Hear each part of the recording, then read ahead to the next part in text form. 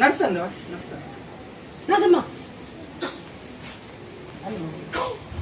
బాగా పారాడతాను. 5 తులాలు వెండి, 3 తులాలు వెండి ఇద్దరు తీసుకొచ్చినాము.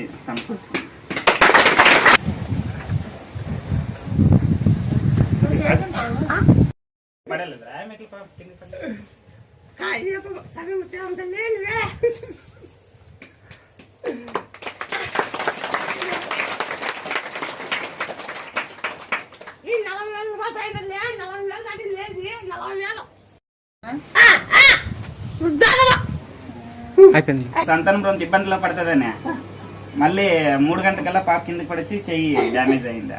ఇప్పుడు బాగా అయిందా.